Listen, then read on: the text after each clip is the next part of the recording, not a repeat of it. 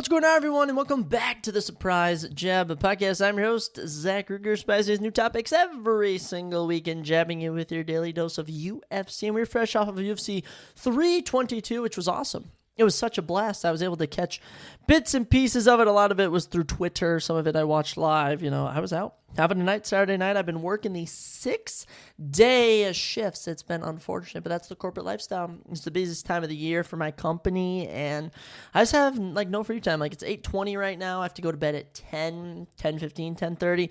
Be up at 5. It's a grind, but it's not gonna stop us from at least dropping a little bit of an episode every single week. And today we are going to be recapping UFC 322. We could talk about the NFL a bit, but I might just save that till honestly I'm out of this grind period. Once we get through, I'd say the second or third week of December, I should probably be good to drop longer episodes, more in-depth episodes. But for now, we're previewing UFC events, dropping NFL quick picks, and plus the Vikings lost, and my fantasy football teams are so mediocre this year. I'm not like a dominant force in any of my leagues this year like I used to be in the past. So on today's episode, we will be recapping UFC 322. We went 9-5 on predictions, which honestly isn't too bad, but I always look back and I'm like, why did I pick that person? So we'll be going through it all, drop our predictions, or not predictions, our recap, and let you know what I thought of every fight and what I think is next for each and every fighter on the card.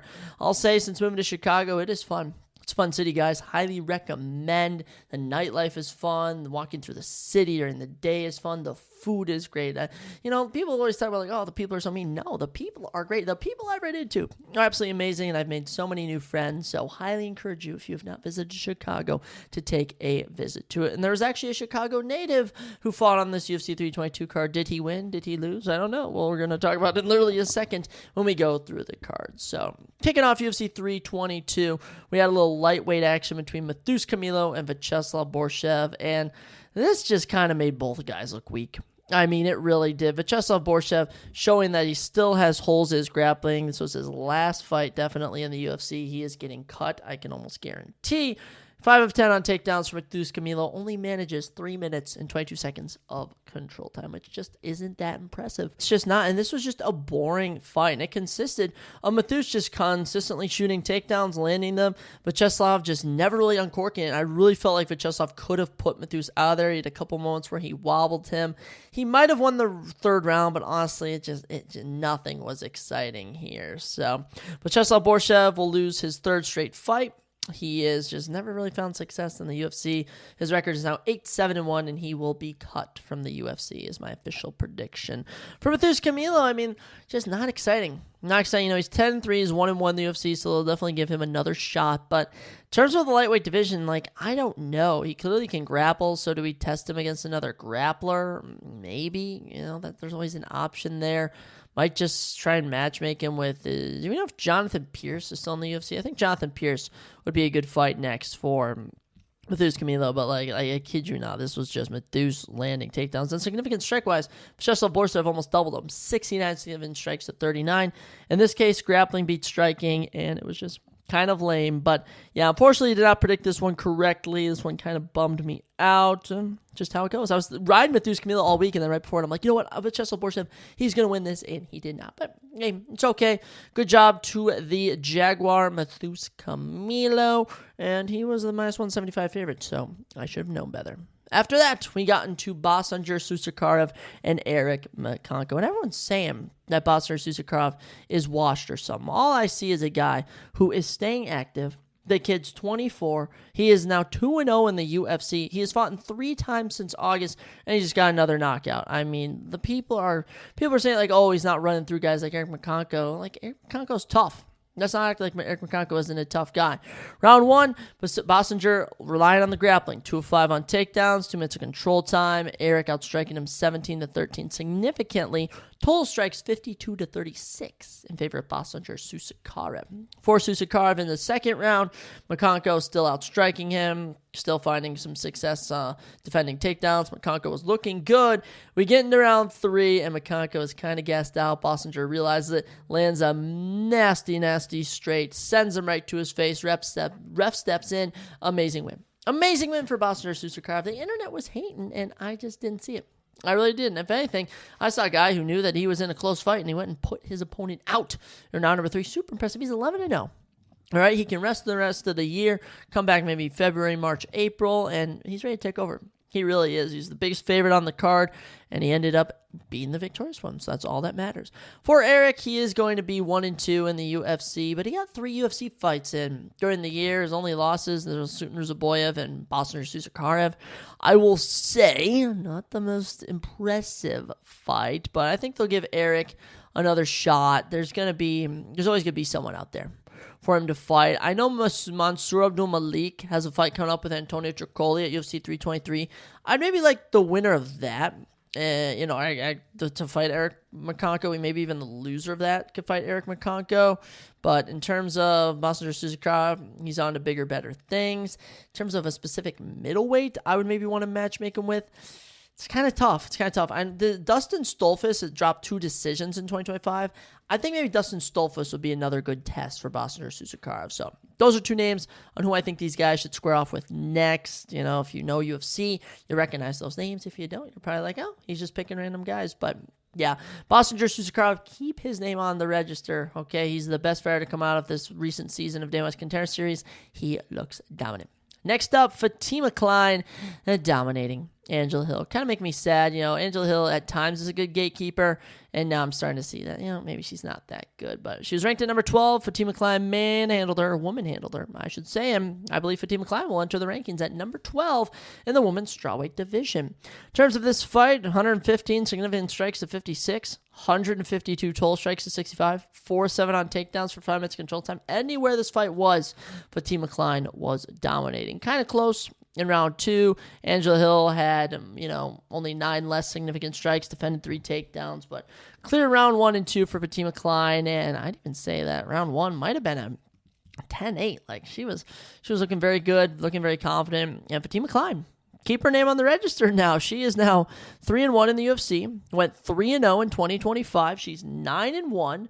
This was her, if I can find my notes here, I guess she had lost Jasmine Jastovich. So 3rd straight win, dominant stuff. She's ranked at number 12. She might be one of the biggest women risers of the year. And in terms of what's next, a top 10 opponent. If you ask me, I know Amanda Ribas is ranked at 11. That could be an option. I really like Jessica Andrade at 9. I think that's actually what I would probably go with, is Jessica Andrade at 9. I'm really, set my sights on that. So big fights ahead for Fatima Klein. As for Angela Hill is 40 years old. Like, she does not have to keep fighting. She doesn't. But if she does, there's always going to be a women's strawweight for her to fight. Someone on the come up, someone for her to go to battle with, and, we'll just see who that ends up being. But she's had a good career. She is, unfortunately, I was hoping she'd get better, but she's 13-16 in the UFC, so she'll be going for fight number 30 next time out, so I'm going to hope they give her a layup. She is 18-16 professionally. If it was up to me, who would I have her fight? She's going to have to fight down. That's the thing. In terms of unranked women, I'm very unfamiliar with how many there are, specific names. So, a woman's strawweight that she could potentially square off with. Fatima Klein. Who has she been fighting recently? It's Elise Ardeline. Okay, Alice Ardeline, she's picked up 2 straight wins in 2025, 2 decision victories. She can fight Angela Hill. That is right. That's the next fight I've elected to because, well, why not? So, yeah, kind of just a one-sided fight. It was kind of whatever, if you ask me. Then one of the lamest fights I've ever seen, and just crazy that Chepe Mariscal has finally lost here. The man from Cicero, Illinois, the man I was referencing, has unfortunately lost. That is right. Pat Sabatini absolutely out-grappling him to death. 7 of 12 on takedowns for 10 minutes and 37 seconds of control time. Just exhausting, dude. Oh my gosh, just exhausting to watch. Round 1, 2 minutes, 39 seconds of control time. Round 2, 3 minutes, 36 seconds of control time. Round 5, 4 minutes, 22 seconds. Pat Sabatini, 12 significant strikes. Chepe, 7. I mean, just nothing really went down this. Chepe really showing a hole in his grappling here, so that really sucks. Man, that really breaks my heart. Him suffering a defeat here. I'll say that there are going to be other featherweights for him to fight out there. I'd certainly maybe throw him down against Anderson Brito. Anderson Brito just recently dealt with Pat Sabatini. He's also a good striker. He's fighting Melsik Bagdasaryan, so if I'm assuming he runs through Melsik, we run that fight. But for Pat, somehow has picked up 3 straight wins, 2-0 in 2025, 2 just grappling Just, oh my gosh. So through 30 minutes of fighting, this dude has 24 minutes control time across 2 fights in 2025, which is just ridiculous. Just super unnecessarily grapple-wise. So, Pat, maybe we give him another run at the rankings. He always seems to fail when we give him a shot, but, David Onama just suffered a defeat. David Onama could use a little bounce-back win. Pat Sabatini deserves a ranked shot. Let's run that. Let's make that the next fight that we should do. But, good win for Pat, just not entertaining whatsoever. Next up, impressive as ever, Kyle Dawkins. I can't believe he literally left the UFC and has come back 10 times better. Submits Joe Mearshart in 50 seconds. Simple as that. Kyle Dawkins drops him, gets on top, locks in a dart stroke, just like that. 50 freaking seconds. And Kyle Dawkins is known for his submissions. The kid coming in now, 6 straight wins, 12 subs, right? 14 of 17 victories finished and, by finish. And this is now 2 wins in the UFC between August and November here in under 50 seconds. A 50-second submission and a 43-second knockout. I don't know what happened when he left the UFC, but he has come back 10 times better, and I love it. I really do. Domination here. I think his next opponent actually is going to be on this card, Roman Kopylov. I think that's the next matchup that you guys should keep your eyes out for. But in terms of Gerald Mearshart, 4th straight loss. Hasn't won since August 2024. He is 37-21. We're trying to get him a victory. We really are. He has 2 more fights to reach 60, so I hope he keeps fighting. They don't get easier from here for Gerald Mearshart, if I'm being honest. Maybe we do Boston versus Gerald Mearshart, because why not? But Kyle Dawkins, dude, he deserves a good opponent. I think Roman Kopylov, who we'll mention in a second, can be that opponent. But, great win. It's unfortunate there were far more dominant knockouts, more exciting knockouts on this card, because had that not been the case, you easily would have seen him getting a performance bonus. So, great win for Kyle Dawkins. After having a rough start to his UFC career, he has come back, dominated, looked good, and I'm happy for him. Good win for Kyle Dawkins, plus we predicted it, which makes me even more happy. Then, next up, featherweight action, but these are between 2 bantamweights. This one shocking. This one really shocking. Malcolm Wellmaker humbled by Ethan Ewing. Ethan Ewing stepping in on short notice. It was supposed to be a fight against Cody Haddon for Malcolm Wellmaker. Instead, he fights Ethan Ewing on short notice, and Ethan whoops him. Ethan beats him 29-28, 29-28, and 30-27 on the judges' scorecards. Round 1, the only real possible round for Malcolm, got taken down, but outstruck him by 9. Round 2, Ethan outstruck him 41-34. And round 3, outstruck him 32-22 and landed a crucial takedown in that round. And Ethan Ewing coming in here, he is 9-2. I believe he is, I don't know if it's the CFFC champion. He was a champion in bantamweight division in one other, fighting promotion, but his nickname's the Professor Finesser, very odd nickname. But yeah, bantamweight division, look out. We're definitely going to give this dude a nice opponent up next. Malcolm Wellmaker was about to be the biggest, might have been rookie of the year. And right now, my rookie of the year, I don't even know. I really don't. Came in April, highlight reel knockout. Came in June, highlight reel knockout. In round 1, we were kind of waiting for that highlight reel knockout, and just never happened. Never came. So we'll see. I don't even know. I don't even know what to do with this guy. For Ethan Ewing, I see the potential there. I'm almost feeling maybe like a Ricky Simone. Ricky Simone might be a bit too high, if I'm being honest. I know Javid Bashrat lost to Ricky Simone. Let's run Javid Bashrat versus Ethan Ewing next. I really like that matchup. Another tough opponent. Ethan Ewing is clearly game, especially for whooping Malcolm Wellmaker. So let's make it. Let's make it happen. I like it. I love it. For Malcolm Wellmaker himself, just any unranked bantamweight, his just competition level is not going to increase. If anything, let's just have him fight Cody Haddon. It was originally slated to happen. But yeah, I did not really see this happening. Caught me off guard. I will say, out of all of my incorrect predictions on this card, this is the only shocker to me. The only shocker. Everything else, I was kind of like, Matheus Camilo, Vyacheslav Borshchev, I knew better. I switched last second. Fatima Klein, Angela Hill, relying too much on nostalgia, if you will. Nostalgia. Pat Sabatini, Chepe Mariscal, just really didn't think Chepe had that week of grappling. And then here for the Ethan Ewing fight, just nuts. Just nuts. So, moving on from that, we had 3 more prelims. Aaron Blanchfield and Tracy Cortez. And I was actually leaning on what's her face, Tracy Cortez all week, and then last second I was kind of like, you know what, Erin Blanchfield, I feel like I'm kind of sleeping on. I feel like Erin Blanchfield is actually far leagues better, and lo and behold, she dominated. She really did. You know, round one and kept it on the feet for Tracy Cortez, okay? 42 significant strikes to 32 was looking good there. And then round two, the grappling picked up. Tracy landed a takedown.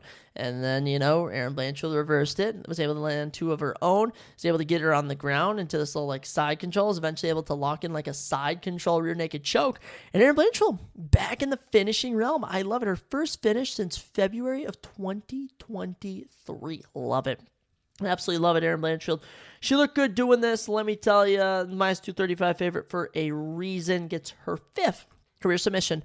This is now 2 straight wins since losing to former title challenger Manon Fiorot, which that loss has actually aged very, very well. She's a very impressive 8-1 in the UFC, and she was currently coming in. She was the number 9 pound-for-pound fighter on the planet. I'd bump her up to number 8, maybe even number 7.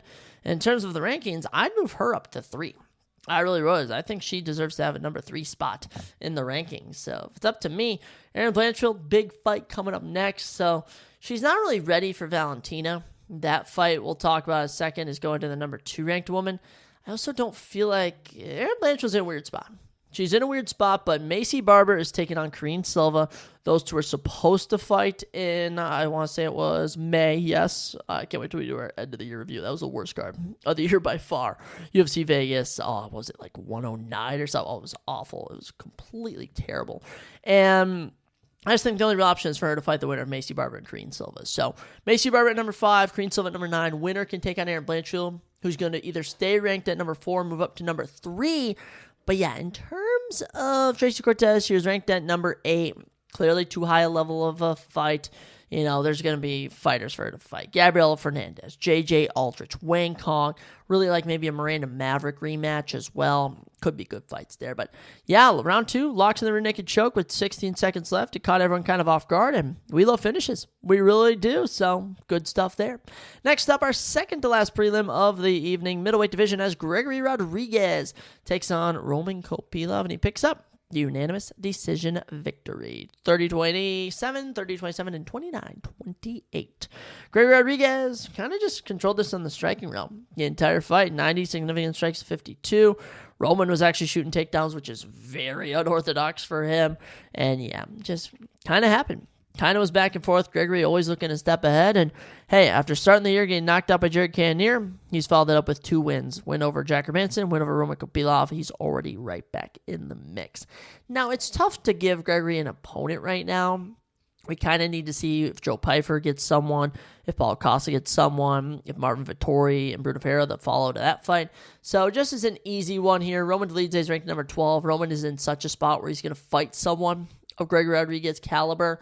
So that was what I would recommend there. For Roman Kopylov, I mean, Kyle Dawkins. Look, Roman Kopylov is pretty good. He's 14-5, 13 knockouts. Might actually be 12 knockouts. But you got to reward Kyle Dawkins. He's come in, knocked out Michelle Barra, submitted Gerald Mearshart. He's knocked out a knockout guy and submitted a submission guy in both in under a minute, which is unheard of from a guy looking who we left the UFC, which is so average. So let's reward Kyle, give him Roman Kopylov, and it's a good bounce back fight for Roman Kopylov, who after going on a nice little 6-1 run with 5 knockouts, has since lost 2 fights in 2025. So we'll see who can bounce back from here. Gregory Rodriguez looking good, getting good stuff. And, you know, it's so funny. Gregory Rodriguez is only 33. Like, this guy looks so old, and he's only 33.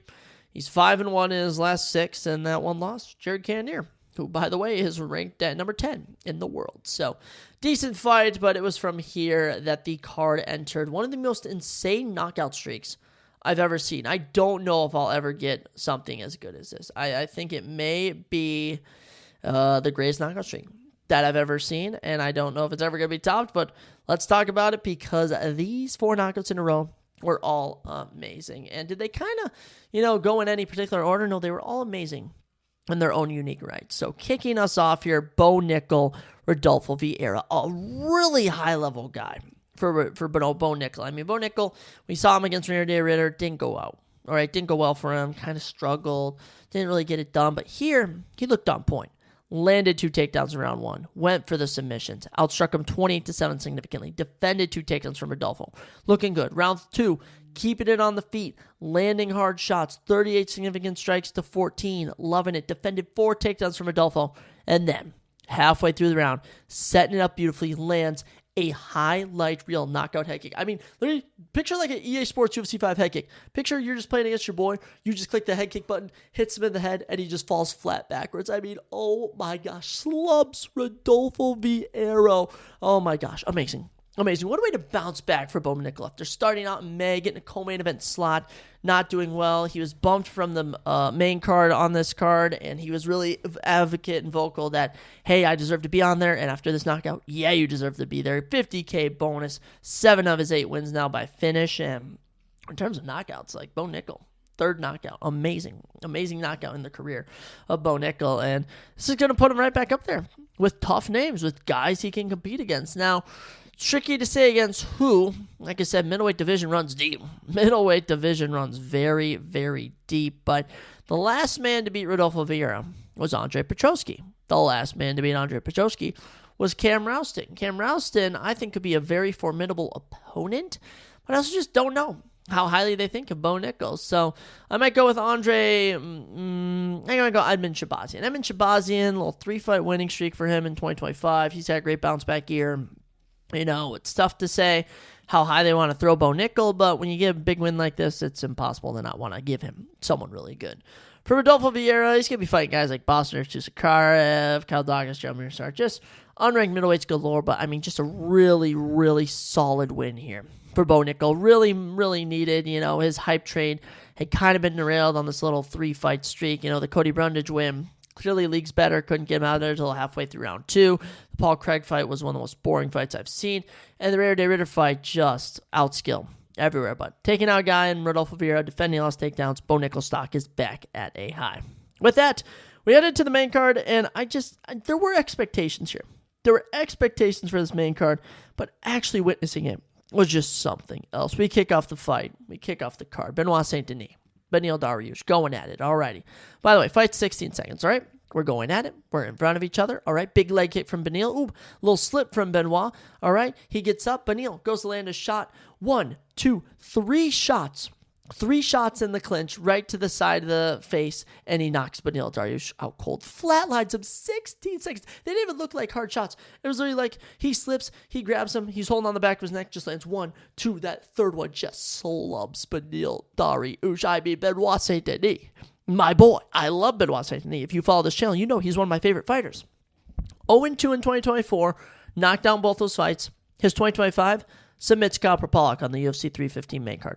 Submits Mauricio Ruffi in the co-main event of UFC Paris. Kicks off one of the biggest cards of the year, UFC 322, and knocks up Beneil Dariush in 16 seconds. From unranked to now going to be ranked number 9 in the world. Yes, Benoit Saint-Denis. I love you. I love you, Benoit Saint-Denis. 16 wins, 16 finishes, and give him another 50K performance bonus. He's a legend. He is a freaking legend. France, are you happy? You have an absolute stud here. A former champ. All right, he's going to be a former champ, dude. This is going to be amazing. I'm losing my thought process here. He's going to be a future champ is what I'm trying to say. But yeah, Benoit Saint-Denis, absolute killer. His performance has improved throughout the year. You know, guy against Kyle Propolak, league's better. Took him a minute to get him out of there. Round 2 submission there. For Mauricio Ruffi, you know, another high-level guy, you know, getting him out of there in round 2. He had to grind for it. Against Beneil Dariush, clearly league's better, clearly amazing, and he did a better job than Arman Sarukian and Charles Oliveira did against Beneil Dariush. And it's hilarious to think that in 2024 September, Renato Moicano dominated Benoit Saint-Denis. And in the year of 2025, Renato Moicano was destroyed by Beneil Dariush, and Beneil Dariush was then destroyed by Benoit Saint-Denis. So Moicano's been leaped. Benoit Saint-Denis, I'm throwing him up at number 9, and he's now in the mix, guys. He is now in the mix. His losses to Dustin Poirier and Moicano, interesting. The Poirier one is aged like fine wine, and in terms of the Moicano one, we're going to talk about a similar situation with Carlos Prates here in just a second, but this leapfrog game of when someone beats you, but you just have a better performance or outperform them, and you jump them again, it's always funny. I mean, amazing work here for Benoit Saint-Denis, maybe one of my best comeback fighters, may win comeback fighter of the year for 2025. Going to be ranked at number 9. Lots of options here, but Mateusz Gamrot at 8. I mean, Matus just lost to none other than, what's-his-face, Charles Oliveira in Rio. I think that's a good option. I think the loser of Arman Tsarukyan and Dan Hooker, and then it's kind of those. It kind of really is those. You could also throw Rafael Fiziev in, but he's getting a top 10 name. I really like what I saw from here, and Benoit Saint-Denis, continue to do your thing. In terms of Beneil Dariush, he's probably going to be bumped down to number 10, number 11. I don't really know what to do with him. I don't really know, but he's going to be fighting someone who's on the come-up, who's in need of a ranked opponent, and if anything, Beneil could always retire. I mean, Beneil is 36. He had his run. He had his co-main event shot against Charles Oliveira for a title shot. Ultimately, of course, did not go his way, but I am still not giving up hope. Still not giving up hope for Beneil Dariush, although his chin has looked very brutal as of late. So if I could give him anyone, maybe Grant Dawson. Grant Dawson coming off a win over Diego Ferreira. He's fighting Manuel Torres. If he beats Manuel Torres, that's a good fight. However, if Manuel Torres wins, Manuel versus Beneil will be the next fight to make as well. After that, you're like, you can't top that. We've had a head kick knockout. We had a 16-second knockout.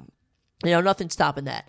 And then Carlos Prates, who started the year losing to Ian Gary, has since come back with two of the best knockouts of 2025. Round one, Leon Edwards, grappling him to death. 2 of 3 on takedowns, 3 minutes control time, just kind of hanging on him. I mean, there's this hilarious clip online of Leon Edwards, like, on his back on the fence, like, bash him in the face, and Carlos Prates just kind of has, like, this meme, just, like, blank stare. Like, just like, what is this dude doing? Like, come on, buddy. Who do you think you are? Round 2, we get going. Casual striking. I mean, these two are just going casually back and forth. Oh, little leg kick from me. And a little shot to the gut, little shot to jab to the face from Carlos Prates. Then Carlos Prates lands a one shot down the middle, slumps Leon Edwards flat on his back. Ref could have stepped in. And you know what Carlos Prates said? Heck no, I'm putting his lights out. Loads up while he's on the ground. Boom! Shot right to the head. Leon, the headshot dead, literally just like that. Leon Edwards knocked out cold by Carlos Prates. Carlos Prates, I love him. I love him. But you could even say he's one of the better, more comeback fighters of the year. I mean, Carlos Prates, such a dog. 23-7 now. 2 straight wins, 2 straight performance bonuses, 2 straight knockouts. He's crazy. I've never seen a guy with such knockout ability like Carlos Prates. 18 wins now in his career by knockout, and 21 of 23 wins are by finish. So just phenomenal work from Carlos Prates here. It just doesn't get better than that. It just doesn't really. I mean, this guy lost to Ian Gary and just gassed down. Kind of like stopped, like on the big stage, had a really good, like moment in the final round, but other than that, just really didn't do anything. And since then, Ian Gary hasn't fought, and Carlos Prates took 2 fights. He is now going to go from being ranked number 9 to being ranked number 4. Maybe 4 or 5 in the world. Like, you have to do that because no one's done that to Leon Edwards. Even Sean Brady took him a while to grapple, but what Carlos Prates just did, insane. Really insane. He's got massive fights coming up next. I don't know against who, to be honest. We have another big welterweight matchup to talk about in a second. We actually have a couple to go over. So we'll sort all that out at the end of the episode. But for now, Carlos Prates is just an absolute dog. We can't talk about Leon Edwards on the other hand. Leon Edwards, his fall from grace has been steep and brutal. 3 straight losses. They've gotten progressively worse and worse. And this one was bad. Knocked out for the first time in his career. I just, oh man. I don't know what to do. He could retire. Honestly, if I'm Leon, I'm 34. I was world champion. He has nothing left to fight for. He really doesn't. If anything, I want to see a legacy fight. I want to see something fun. Because at this point, I mean, there really isn't anything. There really isn't. If maybe Joaquin Buckley gets another shot up the rankings. Maybe Gabriel Bonfim gets a shot. But if I'm being honest, I think Leon Edwards should retire. If he doesn't retire, if Leon Edwards doesn't retire, they're going to have Gabriel Bonfim fight him. And I think Gabriel Bonfim, handles his business. Takes it to him. So just beware of what happens with Leon Edwards, because if he does choose to continue fighting, it's just going to get worse and worse. And that's the last thing I want in the career of Leon Edwards. I'm a good man. I don't root bad on my fellow fighters at times, but oh well. I'm not even going to give them the benefit of that. Leon Edwards, you absolutely suck. You're washed. I'm so sorry. Okay, I can just let it out. But yes, good job to Carlos Prates, one of my favorite fighters, and he gets the $50K performance bonus. So after that, Mike Morales and Sean Brady are up next. This is one of the highest level welterweight matchups of the time. We're like, okay, we are in for a 3-round, affair. This is looking good. And then early on, you're kind of like, Michael Morales actually looks really, really far ahead than Sean Brady. I don't know what's going on. And 3 minutes, 27 seconds in, he knocks out Sean Brady. He drops him with some beautiful shots. I mean, the combo to finish him was crazy. The pressure on the ground as well. And Sean Brady knocked out by Michael Morales. And, I predicted it. I predicted the knockout. It's another thing to actually watch it come to fruition. Michael Morales is insane. He's 26 years old. He has 14 KOs, 15 career finishes. He is now going to go from being ranked number 8 to being ranked number 2 in the world. He's 19-0, dude. You are sleeping on Michael Morales. He is 10 fights away from tying Khabib for biggest best record of all time. I mean, this is crazy. It really is. And this was only his 7th fight in the UFC. I mean, I don't know how he does it. He's gotten better and better. Knocked out Neil Magny in 2024. He's knocked out Gilbert Burns and Sean Brady this year. And yeah, Carlos Prata is shooting up to 4, and you're seeing Michael Morales jump him a bit up to number 2. That's right. He's going to be the number 2 fighter in the world. And, we're like I said, I'll talk about what we do next with the welterweight division, but it just feels like he's the number 1 contender. But it also feels like he's not the number 1 contender. I don't really know how to explain it, but this was a crazy performance. Final performance bonus of the night, 3 minutes, 27 seconds. It was the last exciting thing of the night, I might add. But Michael Morales, you are absolutely insane. I absolutely love it. And this was a career-defining win for him. As for Sean Brady, I mean, just, there's levels to this. And it's one thing to beat Gilbert Burns and Leon Edwards, but it's another thing to beat a fellow guy in Michael Morales. So, yeah, Sean Brady loses here. Second time in his career he's been KO'd. This one really bad. Really, really bad. But, I mean, not too bad to an extent. He's only going to drop down maybe to 3 or 4, maybe 5 in the rankings. He's still going to be in the mix. But similar to Leon Edwards, he's no longer in the top mix. There's a few guys up there that we're going to mention once we get through the main event discussion.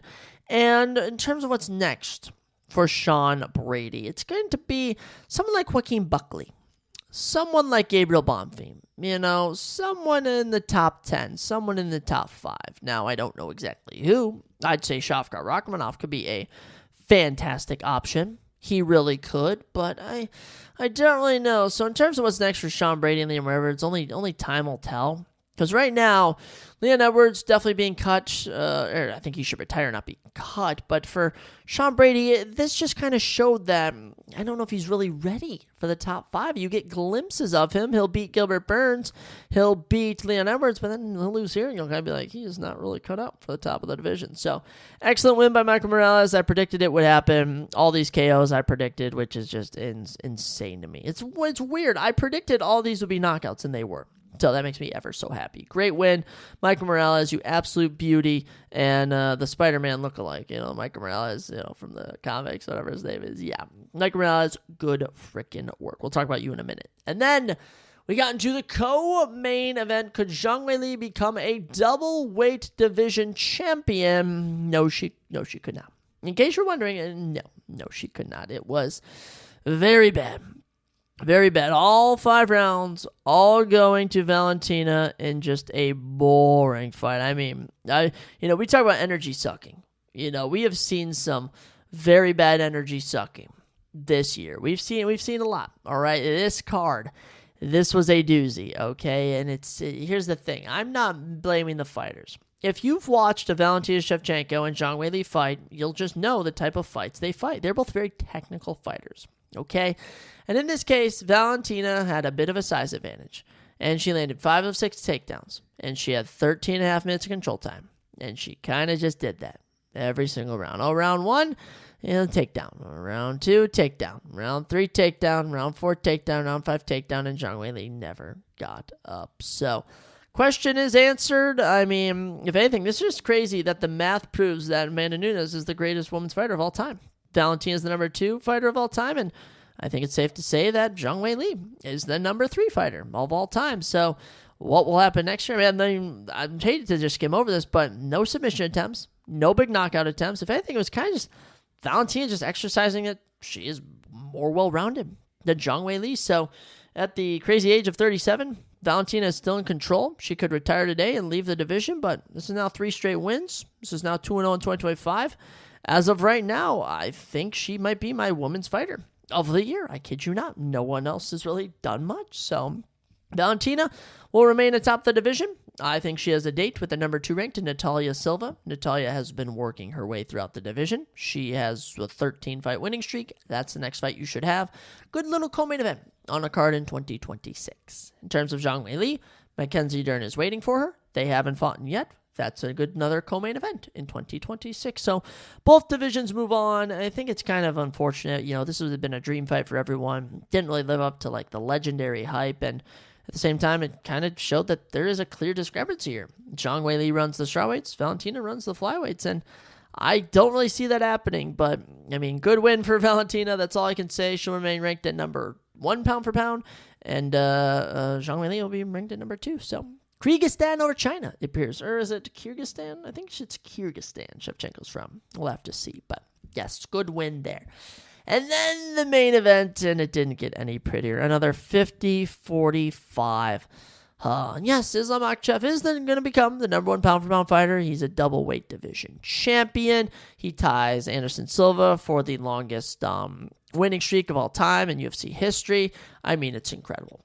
It really is incredible what he did here. He's the new welterweight champion, double weight class champion in a sense. We all recognize him, and it was a cherry-picked win.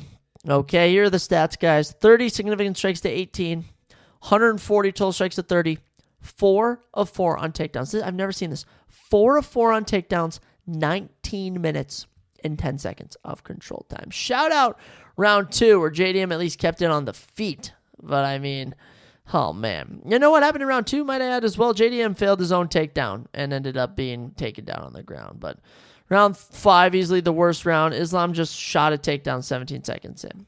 Just excruciating, really was. And look, the pressure was impressive, but here's the thing. When Hamza Chimaev fought DDP, Dricus Du Plessis, people were clowning that fight. People were saying this is one of the worst fights ever. Hamza was trying to finish that fight. He landed over 600 total strikes. DDP had a minute left in round 5 and was still throwing, okay? Here, Islam just held him down. And I don't know whether to give Jack Maddalena credit for not being finished or what, but I don't know if it was a safe fight from Islam or what it was, but it just sucked the energy. Halfway through round 5, people are leaving. You're about to watch a guy get crowned double champion. This is history in the making, and people are leaving. They really are. So, yeah, JDM will get bumped down to 1. You're kind of just going to see everyone get bumped down. I assume either Mike Mallet or Daniel Rodriguez will get bumped from the rankings, and everyone will kind of just get bumped down. And, yeah, Islam Makhachev, double weight division champion. He's going to become the new champ. JDM's now down a bit. We'll see what we do next with him. But, yeah. Very, very boring fight. We don't even need to sugarcoat it. But, yeah, 4 for 4 on takedowns, 19 minutes of control time. It's unheard of. It's unseen. It's domination. So, Islam, nice little 2025, 2-0, double weight division champion. But what's next? We always like to soak in the victory for a bit, but generally, what is next for welterweight?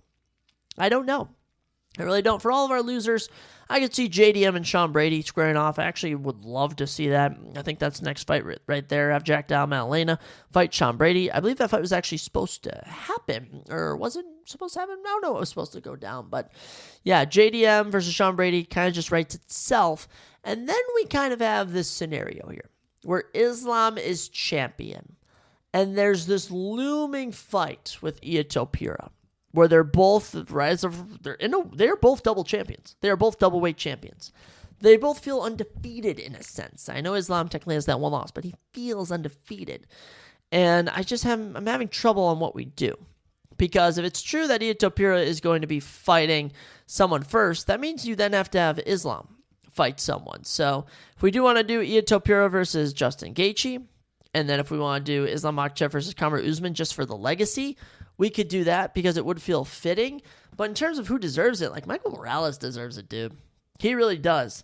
I also wonder if they're going to, have Kamaru fight one of these guys. But as right now, Bilal Muhammad and Ian Gary is the final welterweight fight. That's kind of big for 2025. And after that, you will then have 1, 2, 3, 4, 5. You're going to have 5 or 6, people we can match make. So if Ian Gary wins, he's going to be in an interesting spot where I think Ian Gary versus Michael Morales is the next fight to make. But you also have Shavkat Rakhmonov in the mix. He's been injured for a while. He's been out a full year, so we'll see what we do next with him. So if I'm being matchmaker, alrighty, depending on what happens, we might see Ian Topuria versus Islam Makhachev next, main eventing the White House, which does it make sense to celebrate America by having a Georgian fighter and a Russian fighter fight in front of the White House? Not really, but I could still see it since it'll be a massive card. But I would really like to see Ian Topuria and Islam Makhachev both go out there, pick up defenses, see if they can at least get past someone other than the champions they beat, and then run it back later in the year in the biggest UFC fight of all time. So that would probably be against Kamaru Usman. I know people don't want that, but Kamaru Usman is such like a legacy name. Same with Justin Gaethje. And I'd say if we're building up a super fight, let's have each of those guys be coming in off of beating what many people view as two of the greatest for their weight classes. What do we do then next? Okay, so we have Carlos Prates, who just lost to Ian Gary. We also have Bilal Muhammad. Best case scenario is Ian Gary wins. Because if Bilal Muhammad wins, I don't really know what you do with Bilal Muhammad. I think Shavkat Rakhmonov would have a date with Bilal Muhammad, but if Ian Gary wins, Ian Gary probably has a date with Michael Morales, which is a fight I just don't want to. If I'm Ian Gary, I do not want that fight. And I know he was clowning the welterweight division. Like he was clowning, I think it was Leon Edwards and Sean Brady. I'm like, dude, these guys would smoke you. Like, Carlos Prates in a rematch. I'm taking him over Ian Gary any day of the week. So, lots of stuff to see. The updated rankings are probably going to be Islam Makhachev, obviously champion, JDM at 1, Bilal Muhammad at 2. I think you're putting Michael Morales at 3, Shavkat Rakhmonov at 4, Usman at 5. I don't know what you do here. Gary at 6? Because Carlos Prates only moved up like 2 slots. There's a lot to be seen. So when we do our UFC Qatar, which I'll mention in a second, is the next big card for the UFC coming up next weekend. On the next episode, we'll also look at the updated rankings and see where everyone's at. But yeah, amazing card. That 4 streak knockouts make it one of the best cards of the year. Sadly, the main event and co-main event were just too one-sided and too technical to be of any excitement. I mean, through the 50 minutes that we watched the main event, co-main event of actual fight time, 25 minutes one fight, 25 minutes another, over 30 minutes were grappling control time by one fighter, which is just not exciting. Also, both fights 5-0 shutouts each round, so kind of interesting. I'm hoping for this upcoming UFC Qatar card, we don't see many one-sided fights. But yeah, UFC 322, we'll recap it at the end of the year again in terms of ranking it. But overall, it was a big success. And the 4 biggest stars coming out of this, Bo Nickel, Benoit Saint-Denis, Michael Morales, and Carlos Prates. Those 4 have staked their claim as 4 of the best in the UFC. But yeah, we're going from Vegas over to Qatar, Doha, Qatar. It is the main event, co-main event combo here.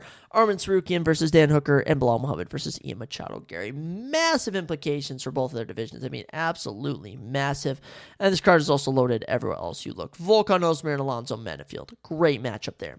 Jack Hermanson moving down to welterweight to take on Mike Tebek Orlby. I mean, what? Top 10 heavyweight action, Shamil Gaziev and Sergey Spivak. Top 10 flyweight action, Alex Perez and Asil Mabayev. The debut of Luke Riley coming over from Cage Warriors to take on Bogdan Grad. Amazing. The debut of Season 9, Dana White's Contender Series fighter Abdul Rahman Yakyayev, who had a 31-second knockout. Kyoichi Horiguchi returns to the UFC after a trip around the world. 9 years later, he takes on top 15 flyweight Tagir Ulanbekov. Bekzat Almakhan and Alexander Topuria is going to be one of the highest level bantamweight fights you've ever seen. Only man to beat Bekzat, Umar Nurmagomedov. Alexander Topuria, yeah, he's the older brother of Ian Topuria. Also have a couple other bangers on the bottom of the card. Shamrock joins the UFC to take on Narulo Alayev. Saeed Izgakmayev debuts against Nicholas Dalby, and you get a little heavyweight debuts of Denzel Freeman and Marique Bucho. It's going to be fantastic. Now, the sad part, ladies and gentlemen, the very sad part, I will be working when this card goes on. That's right, international card, not going to be able to watch, which is kind of heartbreaking. It really is, especially with how good it looks. I mean, this is looking to be a fantastic card, and I just don't know if I'm going to be around or able to watch it. So we'll see what happens. We'll see if I'm able to maybe sneak it on my phone or something. But yeah, going to be a banger card. And after that, there's only 2 more events. December has 2 more events, and then we're done with the UFC. It's actually kind of funny. When the UFC ends, my work ends. So it's like, oh, I'm finally done with work. I can enjoy my Saturday UFCs. Yeah, no, not going to be the case. But UFC 323 is shaping up to be a banger as well. Of course, Merab and Petr Yan, Alexander Pantoja versus Joshua Van, other main card and prelim fights that you got on here: Jan Blachowicz versus Bogdan Guskov, Brandon Moreno versus Tatsuro Taira, Nazim Sadikov versus Ferzayam, Henry Cejudo versus Peyton Talbot. I mean, I'm just going to stop myself here because I'm going to list off the entire card. But yeah, banger matchups left, right, and center. And yeah, good card overall for UFC 322. So let me know what you guys thought of UFC 322. Let me know what you guys are thinking about the fighting world overall. I mean, my championship predictions are all over the place. I guess I now have to account for double championship opportunities, but there isn't really going to be any coming up, if I'm being honest. I could think Alex Pereira moving up to heavyweight would be an option, but with the whole fiasco in the heavyweight division, that's not looking possible. I could also see Hamza Chimaev eventually moving up, but he has some business to handle at middleweight. And yeah, featherweight, bantamweight, flyweight, all kind of just locked in. Kind of locked in where they're at. So we'll leave that there. Good fight week overall, and my work week continues. You know, it's 9 p.m. I have to go to bed in like 50 to 60 minutes, which is okay. You know what? I used to be sad I didn't have a job, and now that I have a job, the last thing I'm going to do is be ungrateful, because I'm so grateful. So praise God for that. Thank you so much. And without further ado, guys, I'll send you off. Make it the best week ever. Alrighty, we'll be back. UFC guitar predictions. Guess I'll go over the NFL. NFL's kind of kicking my ass right now. I can't even lie. NFL's kind of pissing me off. I try just to stay away from it just because fantasy football annoys me. But yeah, have a good one. And then you already know what I'm going to say. I'll catch you next time on the Surprise Jab Podcast.